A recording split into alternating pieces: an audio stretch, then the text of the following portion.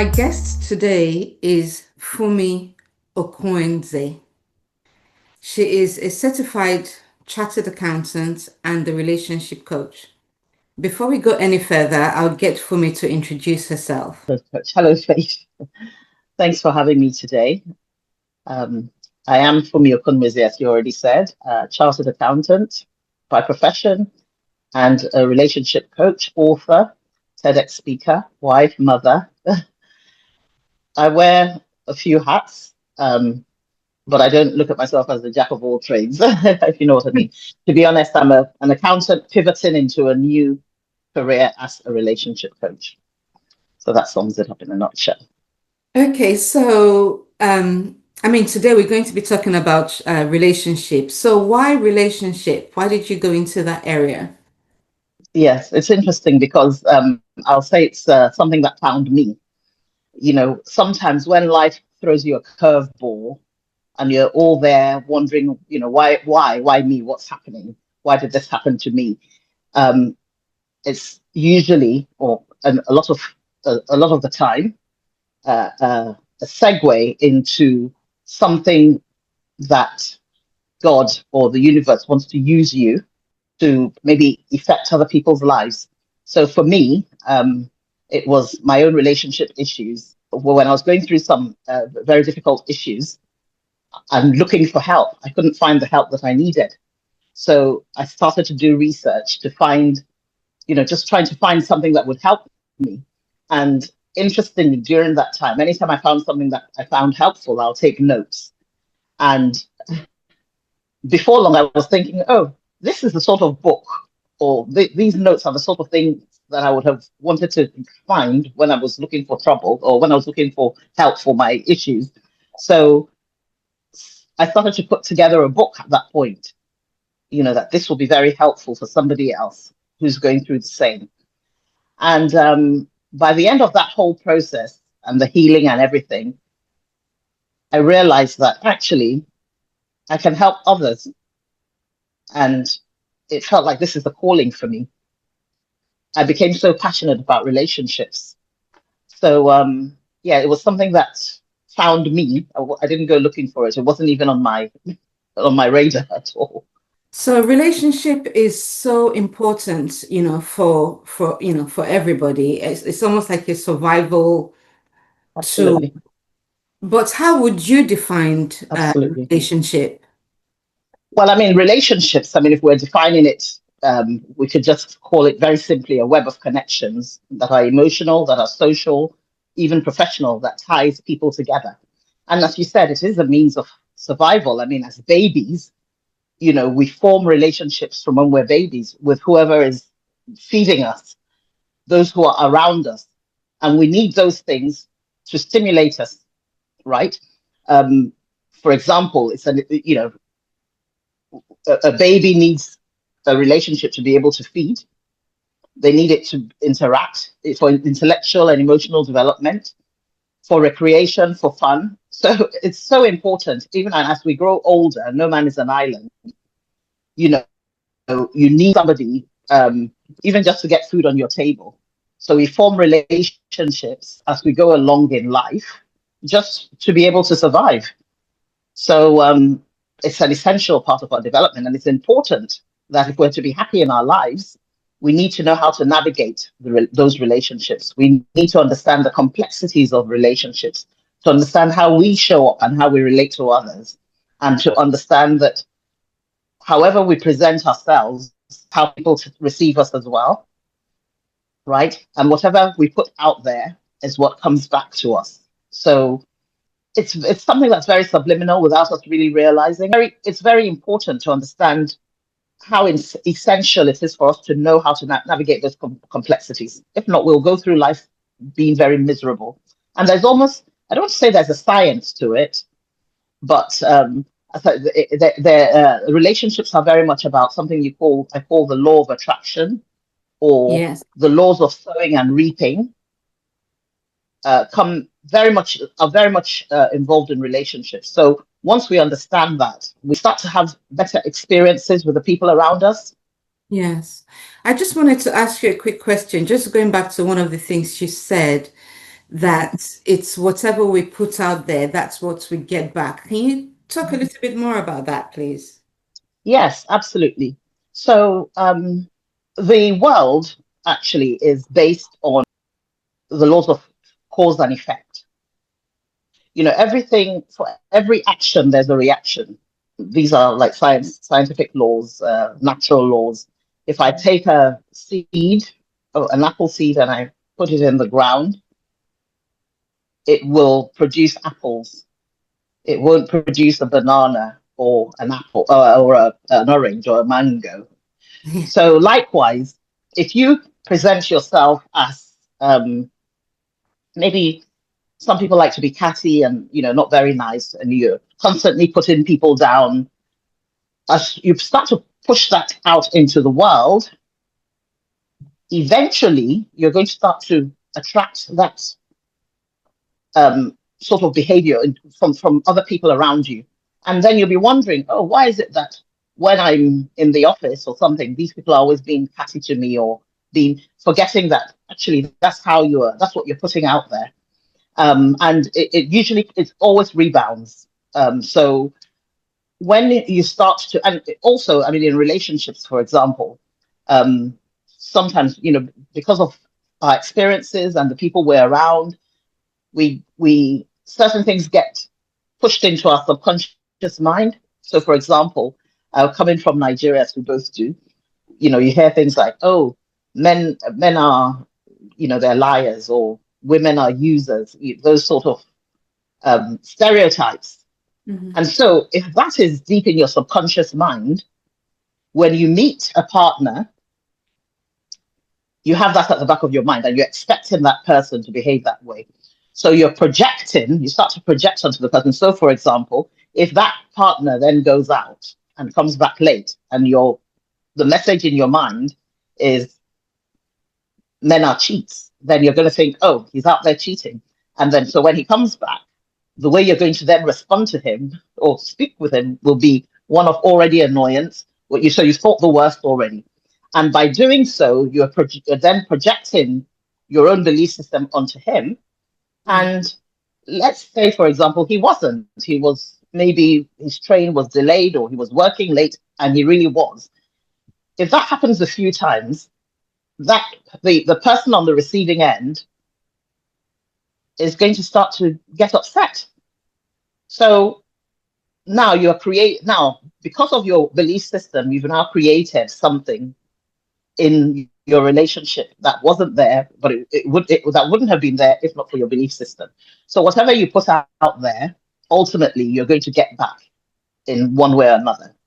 So I don't know if I've explained that well enough or clearly enough, Yes, but you have. Would you say that's also the same in friendship, it's with every relationship that you every have. relationship? And I know that sometimes, you go into a relationship, you really trust somebody, and they hurt you, and things do happen.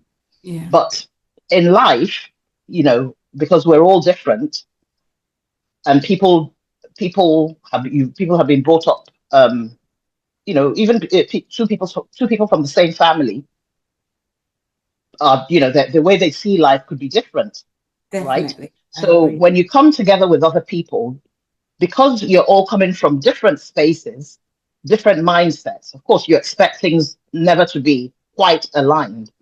Now, if somebody hurts you, you then have to understand, so what happened there?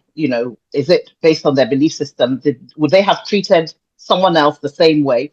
Yeah. And these are the complexities of relationships that Mhm. we have to understand as we go along. If somebody was not nice to you, maybe they were not nice because this is how they were raised. This is their understanding of how they can survive, or how they put themselves out in the world. So, though we may be hurt, once we understand that, I don't know if you're a Christian, but the Bible says that love those who curse you, or bless those who curse you. So, if you then sort of maybe send back anger to that person, it then becomes a cycle until somebody steps back and says, "Hey, let's talk about this. Um, let's try and squash this. Let's, or then decide that, you and I can never be friends again or whatever. But Yeah. if you take away the anger from that relationship and, and the upset and the experience, and then take it into a new relationship, which is what we call baggage, they're very likely then going to experience the same thing there again, Mhm. because now you've absorbed some of what happened to you in that other relationship, and now you're going to start to project it onto that the new person you meet and think, oh, um, XYZ treated me that way last time. I'm never going to let it happen to me again. Mhm. So therefore, now I'm going to be very cautious with you because I don't trust you. I don't trust what your motives are. And so you're now sowing that new seed, Mhm. rather than thinking that, oh, that's finished. That situation ended there. This is a new person with a new mindset, new set of beliefs. I'm going to show up with my best in my, as my best self. I'm going to sow love into this relationship. I'm going to sow kindness into that relationship. And I'm going to be open and believe that as I'm sowing that, that's what I'm going to get back. Yeah. So, yeah. So yeah, just going back a little, backwards. So in terms of relationship, what does relationship mean to you personally? And have you cultivated that over the years? The relationships, as I've already said, are a means of survival. You know,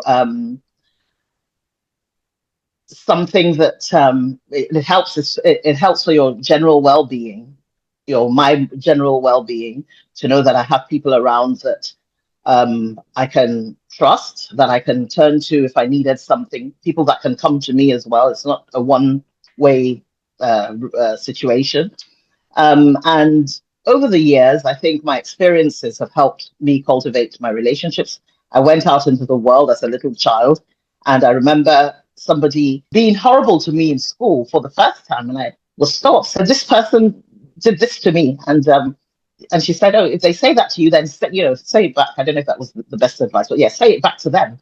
So at that point, I sort of grew, became stronger, and I thought no one is ever going to say anything or bully me or what have you.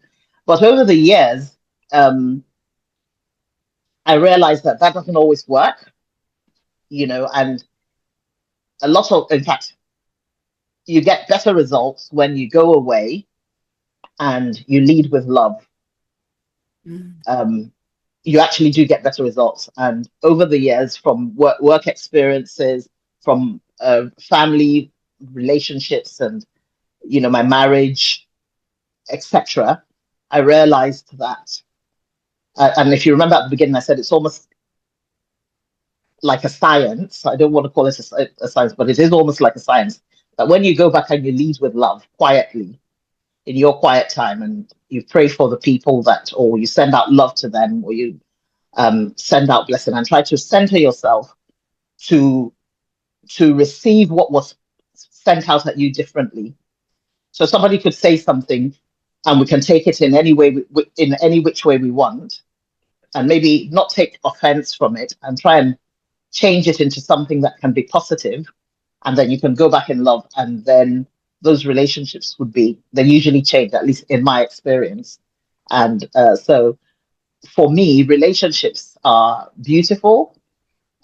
They could be about loving, and relationships actually also start with myself, you know learning how to love myself, understanding my own importance in life, and it's the way that you treat yourself that you allow others to treat you as well, right? So yeah, so all those things to me are what relationships mean. But I should have said from the beginning, the relationship with yourself is where it starts. Understanding yourself, how you present yourself, and understanding that whatever you're putting out there, you're going to get it back, and that it indeed helps you become a better version of yourself. Yes, you're absolutely right. But a lot of people don't actually know that because it's not something we're taught when people are growing up, it's not something they're taught, especially in certain cultures. I don't know what your thoughts are on that because it's only when you grow up and you see how other people act towards themselves, that's when you start kind of having a better relationship with yourself. Like you said, Mm, the relationship that is important starts with yourself. But how Mhm. would a person start cultivating that when they don't even know? Yes. And in a way, I don't. In a way, it's a failing of society and how we're raised, how we teach children as they grow up. I mean, of course, if the parent doesn't know, they're not going to be able to teach their child. So, and actually, this is why I'm in this field because I learned so much. And some of the things I knew them already, but I couldn't bring it all together to apply it. So when we're young, what we notice is that we get all these subliminal messages pushed into our heads. And I'll give marital relationships or romantic relationships as an example. When we're young, we see all these fairy tales, Cinderella, Snow White, um, where there's a woman who has some sort of adversity, and then there's this heroic figure, usually a prince, who rides up and saves her, and they live happily ever after, right? So as children, we are sort of groomed to believe that. And even if you watch, the TV shows, the rom-coms, the music we listen to, it's all about love and romance and all that stuff. So we have this idea in our heads of what we think it should be without anyone ever really saying anything to us. No one ever teaches us anything. So we just grow up in the world and think, okay, I meet somebody and then things will fall into place at some point, and then the person does this and they do that. And of course, you're doing the same. And suddenly it feels like this is not what I signed up for. Why Exactly. can't it be like the fairy tale, or you think that's the ideal, that's how it should be. And but we haven't had any teachings. No one's been taught about looking at yourself. How do you present yourself? None of that. And I did a TEDx talk a couple of years ago, and I opened it with with an analogy to this situation. And I'll say it here. So imagine that you're starting a new job and you go into the office, and your boss, he welcomes you at the door and says, "Okay, right, you can sit wherever you like. We have no rules here. You come and start anytime you like, leave at any time you like. We don't have any financial planning, no business strategy. We don't market the business. There's no communication. But one thing that we'll require of you is that you keep your fingers crossed and make things up as you go along and hope that the business will succeed." That's what we do with our relationships. We meet somebody, we go get into the relationship. There is no consideration necessarily about how we're going to get from A to B.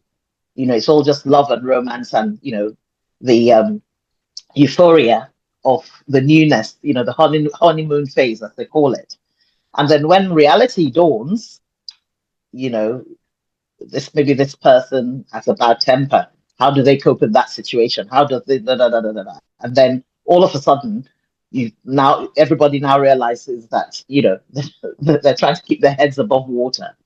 But Yeah. there's been no training, and I think that this is something that should be part of the curriculum at school so that people can begin to learn about themselves, how they present themselves in society, how to be kind to people, because you'll be surprised about that how many people don't even understand. They don't even get that basic training that Yes. it's important to be nice to people because not necessarily because of those people, but because of yourself, because you're going to get it back somewhere else.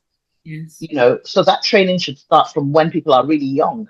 Yeah, it's so important. Everything you said is actually, I feel it should be part of what they are teaching in school.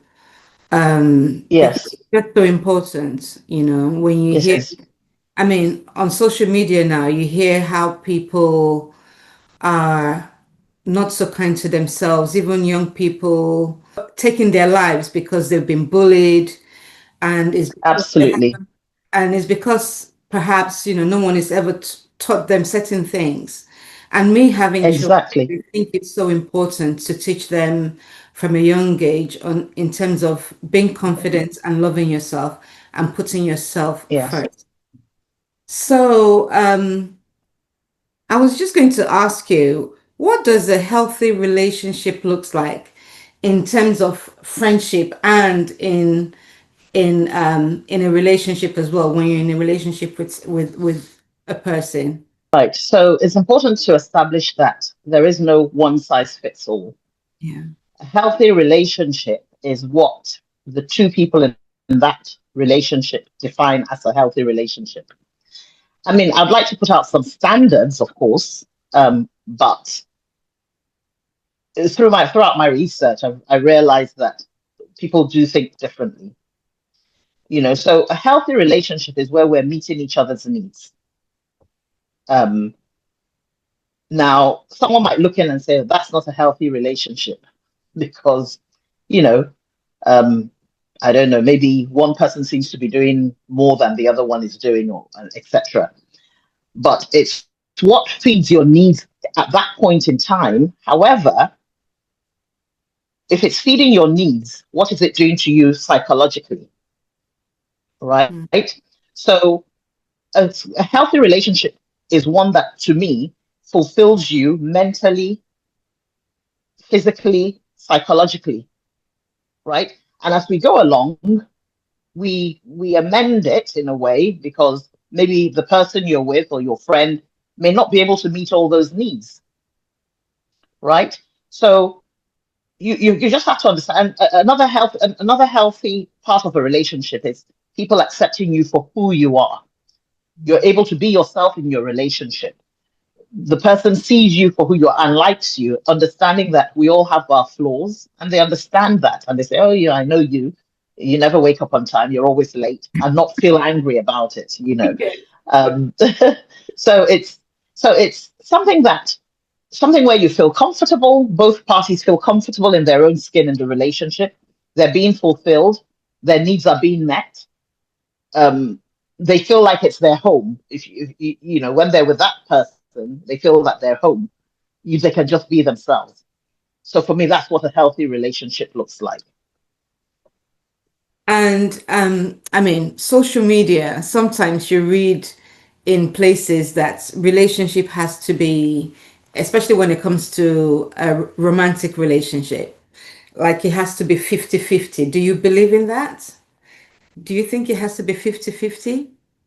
I think I don't think anything can be so linear. Do you understand what I'm saying? I think it depends on where the person is. I think a good relationship is where you are supporting each other as you need to be supported. Because if you say 50-50, it could be that somebody has a very high powered job and they're busy there all the time. And for that reason, they're not able to be there as much as you'd want them to be. And they may need you to step up at that point in time to maybe be the one making the phone calls because let's say the person is some sort of surgeon and they work in two different hospitals. And so they're on call, they're doing this, they're doing that. And so they haven't responded to your text, for example. You know, then it's understanding that, okay, I understand you're there. I will support you as you need to be supported at this point. And so maybe you might feel you're doing a little bit more, but it can never be one-sided for it to work. And I think when you're in any relationship, and this is part of what I'm saying, you need that coaching and that training to understand how to navigate the complexities of relationships. So when you look at the social media viral posts, they're sort of these one-line oversimplifications where people are thinking, oh, right, if he's not bringing 50 or she's not bringing 50, then that's it, it's over. Yeah. Dropping something and it's never going to be linear. And then you're dropping that as well, and there's nothing afterwards because you're not going to find that. So that 50-50 we're talking about actually comes through communication and strategic planning to understand, because if you're saying 50-50, if you don't discuss what your partner's needs are, that they need to be met at 50-50, what 50-50 are you giving? Because 50-50, what does that mean really? It means that my needs are being met. I'm putting part, I'm doing my part and you're doing your part. So you have to discuss it. You have to understand what is expected, and then you can then see how we're both showing up for each other, be it in a romantic relationship, be it in a friendship relationship. Interestingly, with friendship relationships, we tend to be more relaxed, Yeah. because we're not with the romantic relationships, especially if you end up getting married or being in some sort of civil partnership or what have you. You're putting your everything into it. You live together, you're putting all your finances, you're putting your all your emotions, you're investing into something, into a future with somebody. So you have to have, it's like what I said with the business analogy earlier. You have to have a plan, you've got to have a strategy, you've got to be able to communicate, you've got to be able to meet each other's needs, whatever those needs be. So yeah, 50-50 is not this linear thing where, yeah, 50-50, oh, and on your terms. Mm. Um, so social media kind of, would you say social media has changed the way people see relationships? Or because expectations is so much greater now in terms of, because some people see people having such a fabulous lifestyle or having such a great time in their relationship, and you keep thinking, oh my God, but this is not happening. And you being a relationship coach, what type of advice would you give to people in terms of, yeah, in terms of this type of scenario? Because social media is not true. You only see a small segment of what's actually happening in people's lives. Exactly, exactly. And it's so funny you should talk about this, because I did a talk on another TEDx talk on this a few months ago, about how social media is changing the way we view relationships, romantic relationships. Now, the most important thing to understand is that all relationships are different. So there is this individual online who is given advice. The first question I would ask is, who is this person? What is their experience? Are they experienced in this field? Do they are they trained in this field? Right? What is their motive? A lot of social media influencers, their motive is to monetize their their page. You're right. So this is a business for them. And how do they get that business? It's by attracting a lot of people to their page. So they will say sometimes the most outrageous things because that's how they feel. That's their own experience and their own relationships. They're not necessarily trained. I've seen unmarried people giving marriage advice online. So what I would say is, if you hear something on social media, for starters, find out what that person's background is. Are they a trained counselor in relationships? Are they an expert in the field? Have they written a book on it? Find out more about the person before jumping on the bandwagon and saying, "Oh yes." I mean, I saw one woman, um, because when I was doing research, who was saying, "Oh, she hates men," but she's given advice on if you're going to go into a relationship, and how, what you should be looking for. The minute somebody says that, that's it. You just move on. And people, even older people, are saying, "No, I wish I'd heard this advice when I was your age."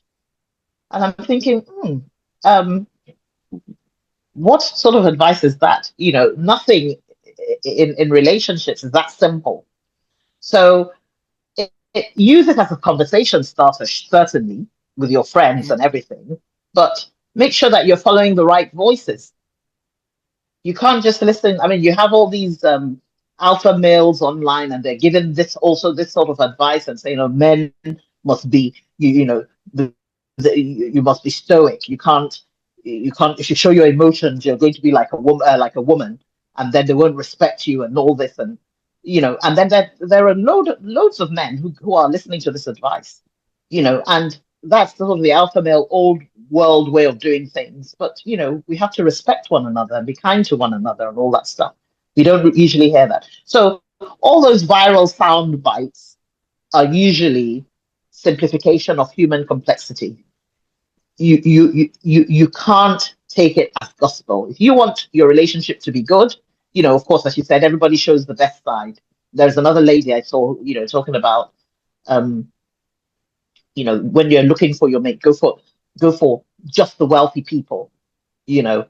And then she'll show you her lifestyle with her husband and on the yachts and all this stuff, and all the women are saying, "It's only a wealthy man for me who's going to provide this for me." And you're thinking, so how are you going to get that? It's not just that straightforward. A wealthy, how many wealthy men are there in the world? Whilst you're sitting waiting, you know, for this elusive wealthy man, all the good people around you are, dropping off.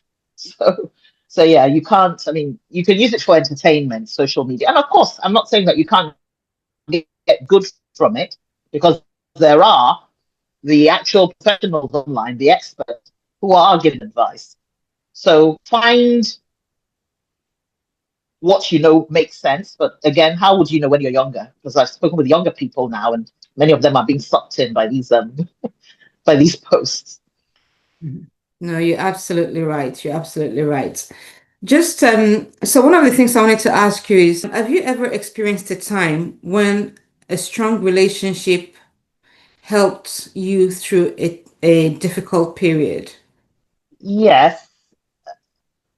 So when you say a strong relationship, do you mean with a friend or with uh, uh, uh, with a partner or with a counselor or something? You can give any example you wish to give. Yes. For me as an individual, I find it hard to tell people if something is going on with me. I find it difficult. So if there's a difficult period, I find it hard to go to someone who is a friend, for example, to say, "Hey, this is what I'm going through." Um, unless I know that they have the ability to carry it as well. Do you know what I mean? So that relationship usually is my mother. Um, that from when I was young, she would always be there to support me with the advice that I need. So she helped me to shape how I feel in life, based on that. Um, Now, what a particular hard experience I've been through, I would say, has been with either an expert or a counselor. Really, are those who have helped me through the issues that I've had. Because what I found is she gave me advice and all that. It didn't help me.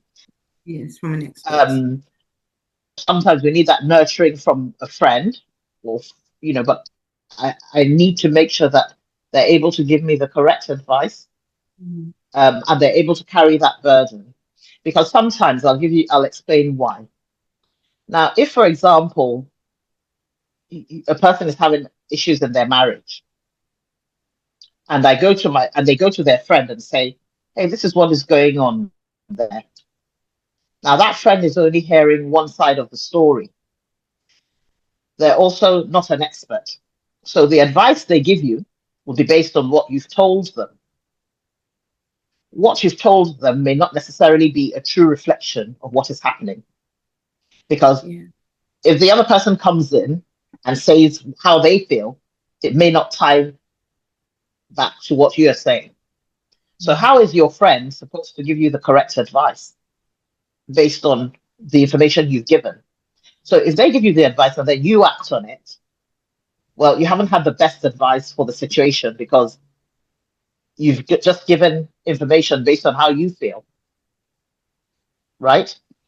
So, for absolutely. me, yeah. So for me, it was important to seek more of the professional advice, so that even if I'm given one side of a story, they're trained to be able to ask certain other questions that might uncover something else, even if the other person isn't at that counsel at the same time. And actually, it all boils down to yourself. When um, I had a major situation in my life some years ago that actually inspired this book. I had been to several counselors previously and all that. It actually took me going into myself, and I'm not saying that can happen for everybody, and searching for the answers myself, and realizing that actually I need to grow. I need to present myself better. I'm not saying I'm a bad person or that everything, whatever happened was my fault, but I'm part responsible for anything that happens in my life. I have to take responsibility, even if you feel, oh, that person did this, that person. So it's just understanding that, yes, it's good to go to somebody else, but be very aware that when you're going to that person, that will they be able to support you in the way that you need to be supported. So they might cook for you and love you and all that, and that might be enough. But where the advice is concerned, I would tread more cautiously based depending on the situation. I think Yeah. that's Yes. And this kind of ties me into my next question. I think you've kind of answered it, so, but I'll still say it. So, how can a healthy relationship influence our sense of identity and self-worth? I know you said your mom was a big support for you, but could you elaborate on the question I've just yes. asked? Right. Now, in a way, I'm happy you asked that question because a healthy relationship should not necessarily be the trigger. I mean, of course, it can influence it or support it, but the work begins within you. You can't really expect someone else to help you to feel confident and have self-worth because nobody could ever make you really feel that. Maybe, okay, maybe they could by giving you lots of compliments but if you don't really believe it, you're not going to be able to accept it or receive it. Do you know what I mean? So if I walked in and I don't like how I look in this dress, and you said, "Oh, you look so fantastic," and you just say, "Really? Are you just saying that?" And you're not going to feel fantastic after somebody said that to you anyway, because you already don't like what you see. So I can't emphasize enough the importance of working on yourself and understanding that, hey, this body, this mind that I've been given, that I inhabit, is what has been presented to me, and it's been perfectly made just for me. I am enough as I am. When I go out there, people love me for who I am. And those who don't see it, it means that our journey is not meant to be together. It's as simple as that. There is someone, I mean, there are billions of people in this world. There are people in this world that like what they see in you, and you have to affirm it, you have to see it, you have to believe it. It's not up to your partner to give that worth to you because you're not going to, as I said, you're not going to receive it if you don't feel that way yourself. So you have to be able to grow in confidence, as you were saying, about you have two children, just as I do, and it's important from when they're very young to say, hey, you are a great person. You can do anything you want to do, no matter where you are. It doesn't matter what the situation is. You can bring your best self forward. You can improve upon your skills. You can get better. So, but of course, relationships are good to support that. I don't want to use the word validate that because no one should really validate, but to support it. And maybe you can see it in the way people relate to you. I don't know. But I personally do not judge those things based on other people's reactions. I judge it based on what I affirm to myself, what I believe of myself. And I just believe we're all human beings. We're all the same. So, you know, yeah, maybe people have certain different socio-economic circumstances, but underneath it all, we're all the same. And if we if we just if we're just better in how we behave to each other, the world will be much better place. So I don't know if that answers the question. Yes. So one of the things I've taken away from that in terms of Mhm, identity and self-worth, you know, mhm. for a healthy relationship is you need to affirm it to yourself. You need to see it and you need to believe it. Absolutely. You just have to, and just be grateful. Gratitude is so important Yeah. in actually beginning to believe in yourself by looking at yourself and saying, "Oh, I'm so grateful that I'm able to just sit here and breathe. Yeah. I'm able to move." I remember years ago, I had an accident and I had a whiplash injury. Mm. And it was quite a bad one that I was in pain for almost a year. When I say pain, real pain. I remember the first time I was off from work for about 6 weeks. And the first time I tried to go to work, I got onto the tube. And with every move of that journey, it was agony Mm. because I had never realized I've been onto the tube many times, almost every day of my existence at that time, but that moving of the train, moving up and down like that, was affecting my neck so badly. And I was looking at people sitting there, just moving their heads and reading their newspapers and standing up and Mm. thinking they don't know how lucky they are just to be able to do that. So that self-worth comes from gratitude. Oh, I'm so grateful that I can just move my head like that and stand up and walk. Wow, I'm so wonderfully made. Look at how my nails grow, and you know, when I'm hungry, I can get something to eat. I know that isn't the experience for everybody, but Yeah. there is always something to be grateful for. And that is what builds up your beginning to look at yourself as a wonderful person and begin to show up as a wonderful person in the world. No, you're absolutely right. So what would you say the red flags are to watch out for when it comes to relationship? Um, red flags for me begin with us Okay. again.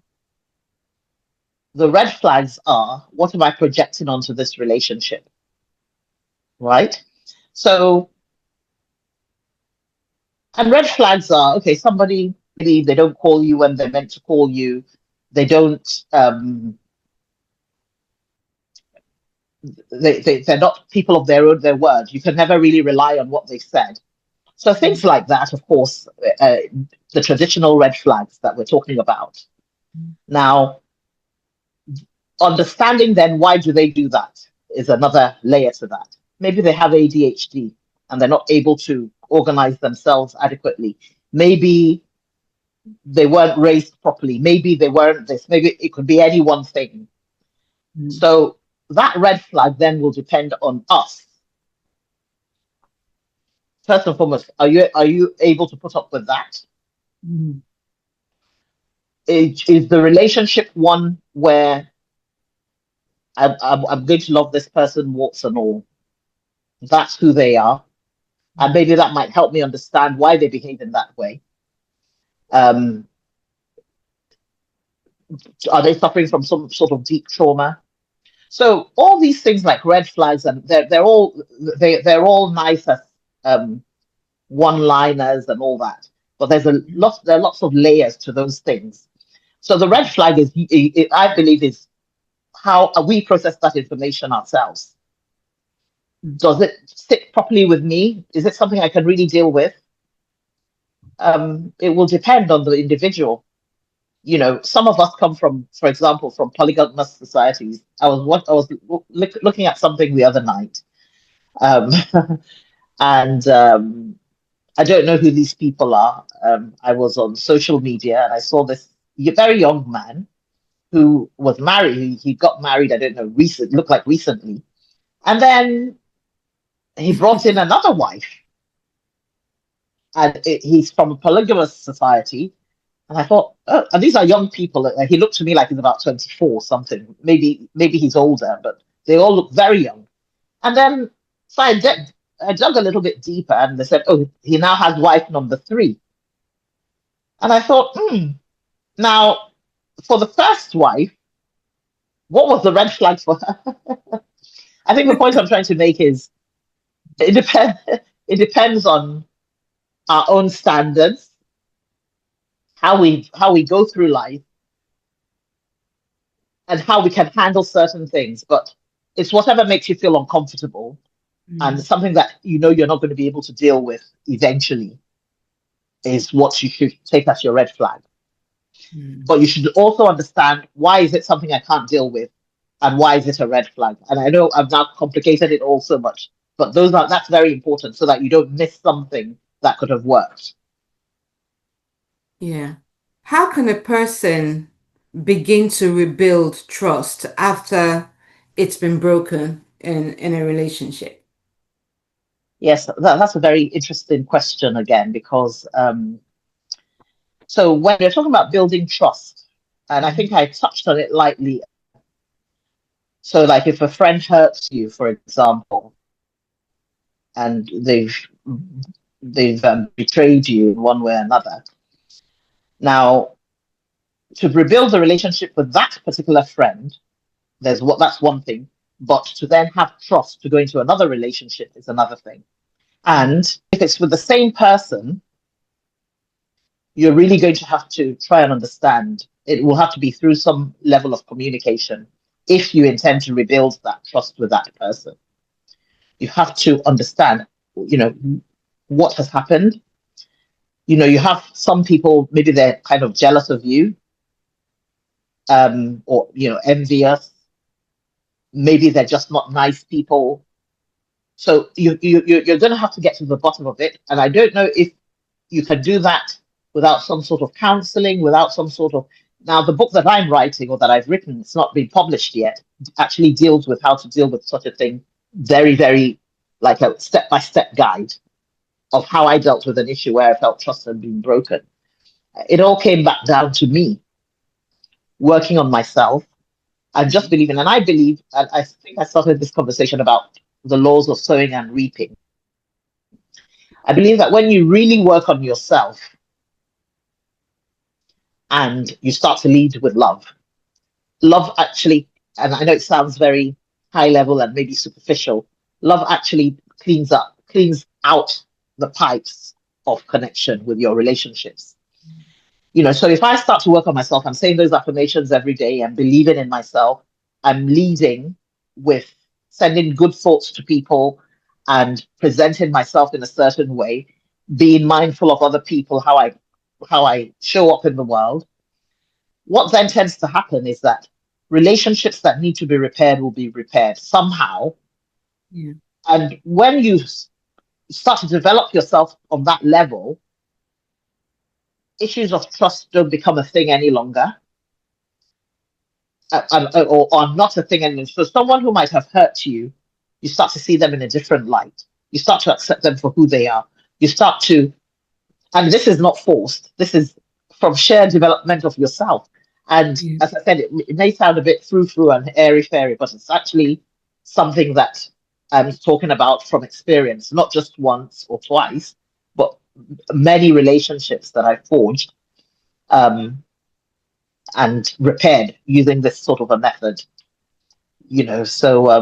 So rebuilding trust, I mean, with a lot of things that we're doing. And I'll use this as an example again. If I put a seed in the ground to sow it, an apple seed, Mhm. how do I make it grow?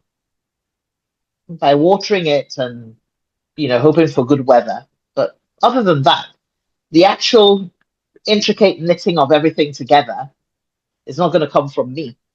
What you do is you do what you can do, and then and in that situation of a trust broken, what you can do is you can really develop yourself. If it's something that was really, that was, because people break trust every day, but if it's something that was really important, go back into yourself and develop yourself and say, I'm putting out a new seed, and I don't understand what happened. I just would like things to be better for myself. I've been Mhm. hurt and I want to heal. And if a conversation is to take place and you need that, then by all means do it. Maybe you might need a mediator to do it, but just go and not expect anything. With regards to trust, taking a bad experience and then moving into a new relationship, again, you need that healing in order not to take, what happened in the past and bring it into your present. So, and again, it's still working on yourself. Yeah. In your experience, do you think it's a good idea, like when people are going into a relationship, to talk about their last ones or not? I don't think there's a science to it, and it's best not to. But if the opportunity arises, and I think with it you have to tread a bit carefully because, and I'll explain why. I don't think it's a good idea, but as I said before, people are all different. Yeah. So I don't like to sort of pronounce a one size fits all. Yes. But I'll tell you why I don't think it's a good idea. Because of how people process information. So you might say something like, oh, this person I was with, you know, very lazy, very blah blah, but he was really he was so funny. And then this other person now who's receiving that information will now think, oh, what about me? Am I funny too? I mean, I'm just using something very basic as an example. Am I funny too? Um, so maybe you don't think it, and so something you said very innocently might not go down very well. I personally believe that whatever happened in that relationship is done, leave it there. Now, if you and your spouse or your current partner are in a very good place, you're able to sit down and laugh at each other and all that, and then you want to bring in some story from the past, I don't really see anything wrong with that. Um, but talking about it, I think I remember somebody once saying, "Oh, this person they dated, you know, if you went to their house, they had a pot for this, they had a pot for that, they were very organized and they were whatever." And I wasn't happy about it. I just thought, why are you talking about that? So yeah, I think it's a better idea. Yes. I don't see the need for it really. Leave your past in your past and focus on the present. Yeah. No, that's thank you for that. I was going to mention about your TED Talk, but you've already spoken about that. But could you just give us a Okay. little some highlights? I know you did one a few years ago in South Yes. Africa, and Yes. you recently went to the States this year and you did another one. Yes. Are they Yes. are they available on YouTube for people to watch already or not really? Right. So the one I did 2 years ago is definitely available. Yes, I've seen And that one. Yes. yes, yes, so that one is definitely available. And I talked about um, kind of it's the title of my book, which is How to Restore Your Broken Marriage and Create Your Happily Ever After.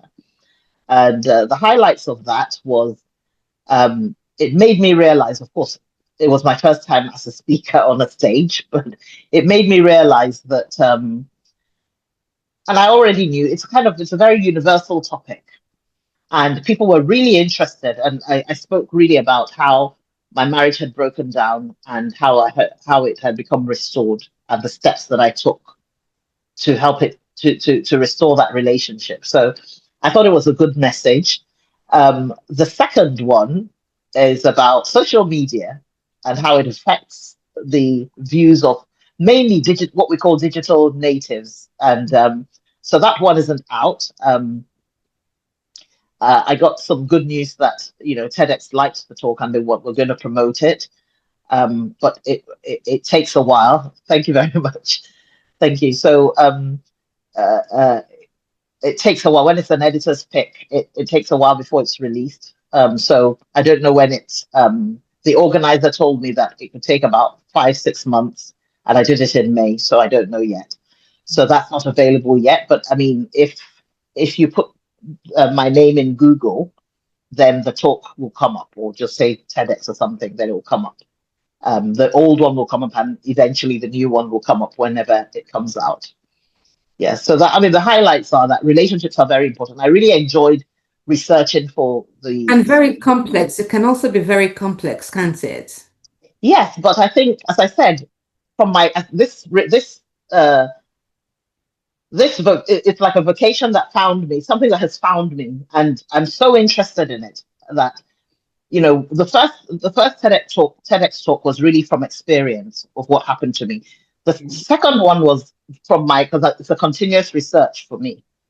And I have children who are now in their 20s, and we talk about relationships, and then they say, oh, this is happening. And so I started to research into what the digital natives, and digital natives are the younger generation who have been born and raised in the digital age.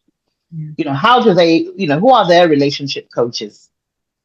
Who do they get advice from? They get it from the internet. Yeah. They get it from those viral sound bites. They get it from those influencers. Those are the people that they turn to. And if you watch, I mean, I don't know if you watched this movie, it's a Netflix. You might have heard of it, called Adolescence. And it No. was, oh, okay, it Oh, I was, did. Yes, yes. yeah, everybody's BBC. talking Yes, yes, about it. Keir yes. Starmer was talking about it in Parliament, right? And this is based on a particular trend called the incels, online, where Yeah. young men who follow this trend, or where they're going on there and they're learning about, or they are usually, they feel they're disenfranchised, um and they don't, maybe they feel they're not good enough to attract women, and that women are not nice. I don't want to use a nasty word, and women owe them a relationship and all this sort of stuff. So this trend is built on resentment towards women, and it leads to violence, in fact, and murder. There's some cases that we've heard recently where they say, oh, they were in some sort of incel, they were following some sort of incel groups. So this is the sort of information that is being put out there for youngsters, and the parents are completely unaware of it, and Mm. they're absorbing all this information, and they're showing up in public with that mindset and those beliefs. Their belief systems are being cultivated online by these harmful uh, ideologies. Amazing. And are you also writing a book on that, or is it just the TEDx? So, I mean, the book I've written at the moment is on restoring your broken marriage and creating your happily ever after. I've also written another. I've just finished. It's a very short book on. It's all about enhancing relationships. Mhm. I think eventually I will write about it, but I think more importantly right now, because I might write about it, but I don't think that the audience that it affects will necessarily read, because I don't Yeah. think they read as much.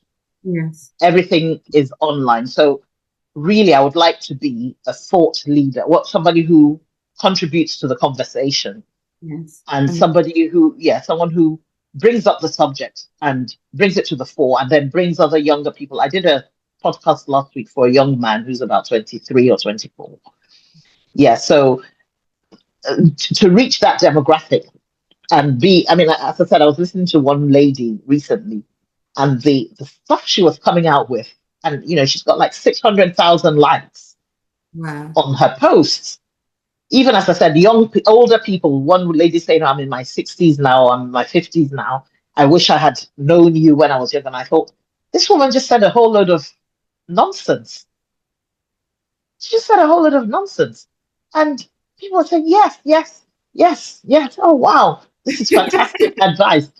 And I'm thinking, this is not it. This woman is not in a relationship. She's telling you that she hates men, and you're taking relationship advice from her. So, yeah, that balance needs to be shifted. And what we need are voices from professionals, from people with experience, from people who have researched, to be able to come out there to balance that, to Yeah. become viral. One of the advice I gave, one of the pieces of advice I gave in my TEDx was for platforms to begin to not necessarily curb these voices, but maybe present professionals with badges that say they're experienced in this field. So Yeah. when you're getting your information, you know who you're getting the information from. And Yes. so it becomes obvious that this is just somebody who has an opinion, and this is somebody who has researched and who is certified or who is experienced or who's who has invested an inordinate amount of time into finding out the facts, Yes. right? So, and then also maybe what social media can do is that maybe they can get some of these professionals to partner with the influencers so that the information becomes more well-rounded. And even if the influencer stays in their own corner, at least it's been balanced out by a professional Yes. to so the information is a bit, as I said, more rounded than just a one-sided thing. So I don't think a book necessarily is the best thing at the moment. The book will be for those who aren't necessarily affected by it because they're reading rather than listening to the viral sound bites. So I think So, what we need is we need to be able to get out there and be viral as well, yeah. counterbalancing what is being put out there. Yes. I'm looking forward to you going viral and I'm sharing the clips. What are the Thank things you. that I we hope and I hope it wouldn't be just for the sake of being viral, but for the sake yeah, of because this is for the something right for the information. right. This is something I'm so passionate about. Like when sometimes I'm talking to my younger people around me, and be it my children, my nieces or nephews, and they like to have these conversations, and I have quite a few young people around me, and when they say, "Oh, Auntie, what do you think about this?" and sometimes I want to say, "Tell your friend to call me," and tell them to call me so that we can discuss this, because it's so big. Sometimes before they've even finished, I guess maybe because of my age and experience as well. Apart from the fact that I've written or writing, this is a new area, well, a new career for me. Yeah. Um, I'm so passionate about it, and so when they're talking, I can already tell that this person is coming from a place where because they have a low self-esteem. That's Mm. why they're talking to their girlfriend in that way, or they're talking to their boyfriend in that way, and all that sort of stuff. So yeah, I'll be getting my sons to come and speak to you at some point. please tell them I'm waiting. Um, I just wanted to go back. Your first book, you said something about happy, is it happily ever after? Can you? Create your happily ever after. Yes. So what is happily ever after? Can you just give us some hints? Yes. So if you notice, I didn't say create a happily, it's create your happily ever after. You're happy, yes. Your happily ever after depends on you, right? So, but I'll tell you what you need to do to create your happily ever after. First and foremost, you have to have a goal in your relationship because, as I said, in those fairy tales we read or the rom-coms, they sort of waltz up into the sunset to live their happily ever after, right? And there's an author. She's an author and she's a TEDx speaker as well.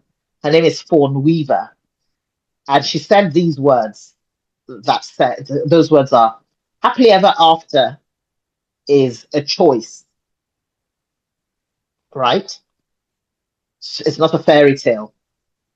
So you can choose your happily ever after. You just have to set the goals to, it's like saying, I want to become a doctor. You're not going Yeah. to become a doctor just by going and, you know, wiping patients and holding a plaster and everything. You have to learn how to become a doctor first. So that happily ever after, you have to learn how to create it. So you set the goals. You and your spouse need to sit down and understand what does happily ever after mean to you. In fact, that information should have been before you got married, when you went for relationship coaching. I believe everybody should have relationship coaching before they get married. And in fact, it should start earlier. But let's say we're here now, if we're going to get married or we're in a serious relationship, let's go and get some coaching. So you need to understand what are your goals. People get into marriages, they don't even know what their spouse's goals are. What do they see as happily ever after? Because your happily ever after might be different from mine. So you need to define it. What does that mean? What does that look like to you? What would you like to happen? And once you have set a goal, then you can work towards it. You put that in a planner. Actually, it has to be something physical because remember you're investing all your time and your money and your life into this, and you want to make it work. You want to reach this nirvana of happily ever after. So what does it look like? How can we get there? You put it in your planner. and you take it in bite sizes, or if you big chunks, if you're that sort of couple. Okay, so happily ever after could mean anything, as I said, for anybody. Yeah. You will understand what it means for you. So that's why in the book it's saying creating your happily ever after. Provided the tools that you need to be able to get there, whatever it be, whatever it looks like, those tools will be. So part of it will be the setting those goals. Part of it will be communicating and how to communicate effectively. Um, Part of it would be understanding um, what your needs are in that relationship and building yourselves to become friends and to be lovers and to love each other and to like each other. Because if you, as I said, if you sow that seed, you still have to water it, you still have to nurture it and all that. You don't even necessarily know how it's going to grow, but you have to be able to create the time to be present for your partner. Yeah, no, fantastic. So, as we're coming towards the end of our chat, what are your top three non-negotiables as a person? My top three non-negotiables as a person are that um, I must always start. So I must always start my day with gratitude. Mm. So I know it's kind of a little bit different from what you're asking me, but I believe that once I start my day with gratitude, it actually usually centers me. So once that centers me, it means that when I see people, what I'm getting back from them, I'm processing it differently. I don't know. Maybe I'm being a bit too high level here. So let No, me. no. So non-negotiables as a human being is that I come forward with gratitude every day. When I meet people um, who are not leading with love, who are trying to who are projecting something that I don't want onto me, that I don't allow myself to absorb what they're sending my way and jump onto their bandwagon with them. So whatever they're going through, don't jump onto the bandwagon with them. And so those non-negotiables don't always depend for me, don't depend on someone else. It's always with me. I think the most important relationship is yourself. Mhm. Not so. I mean, a third thing would be to watch what I say and watch what I put out there because it will come back. So gratitude, watching, making sure that I don't take on other people's issues. When I say take on other people's issues, like their anger or something. Someone says something and then you're angry too now, and then you're now putting out, you're now throwing a new type of energy into the world, which you're going to reap later on. So those are my three non-negotiables as a person.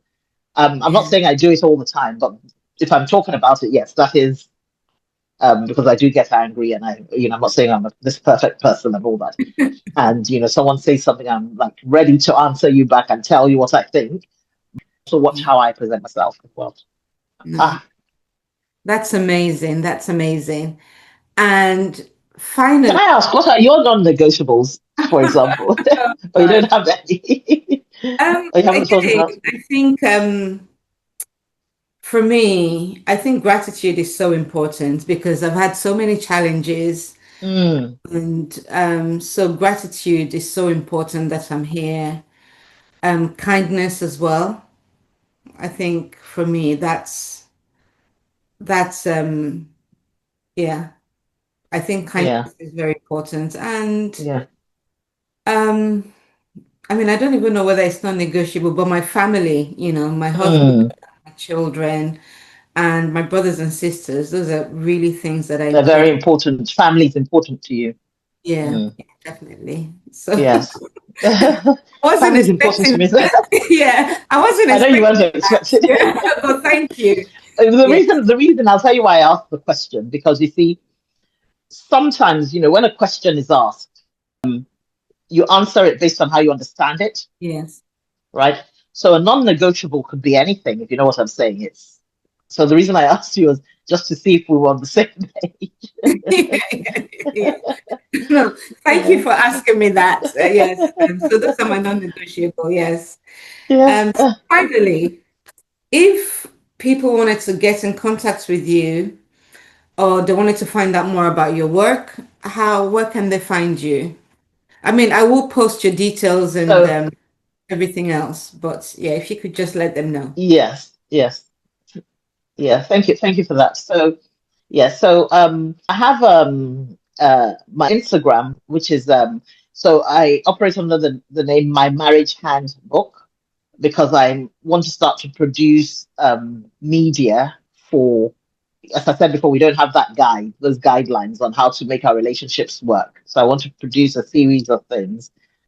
Yes, so I have the TikTok is my marriage handbook, Instagram my marriage handbook, a website mymarriagehandbook.com, and also if you put in my name Funmi Okonweze into Google, you'll see my TEDx talks, a talk at least, and the other one when it comes out, and any other information. So you can always DM me on Instagram or TikTok, and I will definitely get back to you.